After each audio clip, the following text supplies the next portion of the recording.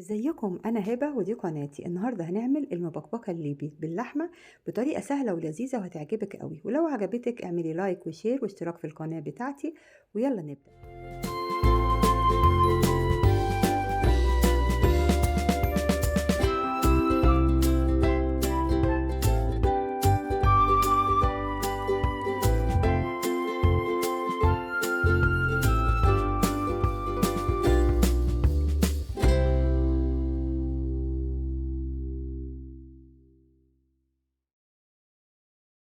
في حله على النار فيها حبه زيت، زيت زيتون او زيت عادي. لما يسخن الزيت قوي هضيف له اللحمه. انا حاطه نص كيلو لحمه مكعبات.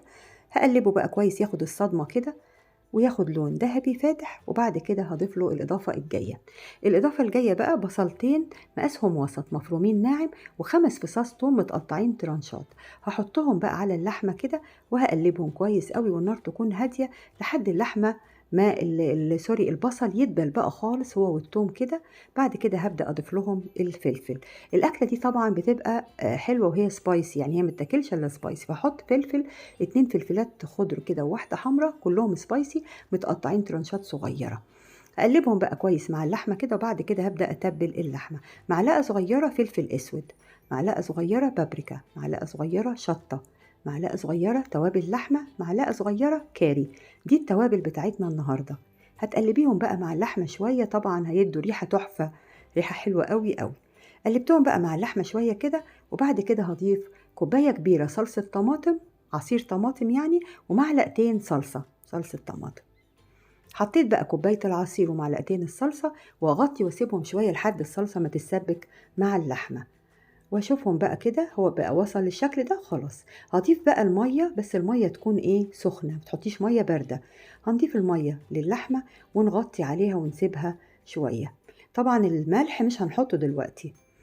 بعد شوية كده شفتها وضفت لها مية تاني برضو سخنة.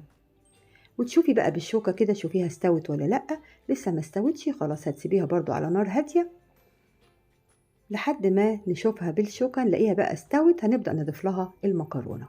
كده بقى هي خلاص دخلت في السوا خلاص. حطيت كيس مكرونة من المكرونة الصغيرة دي، وحطيت لها مية سخنة. غطيت المكرونة وأعلى منها كمان ب2 سنتي، أعلى من المكرونة واللحمة ب2 سنتي. وبعدين بقى طبعا ضفت لها الملح دلوقتي خلاص، معلقتين صغيرين ملح، وغطيتها. وكل دقيقتين ترفعي كده تقلبي علشان ما تلزقش مننا. هي هتاخد تقريبا 8 دقايق، مش محتاجين ان احنا نهريها قوي. تبقى متماسكه المكرونه كده مستويه، بس متماسكه شويه. حطيت لها بقى قرون فلفل كده سليمه بالشكل ده، وتغطي وتسيبيها. وكل دقيقتين زي ما بقولك قلبيها. كده بقى خلاص المكرونة اهي عدى عليها 8 دقايق خلاص. ننزلها ونقدمها بقى بألف هنا.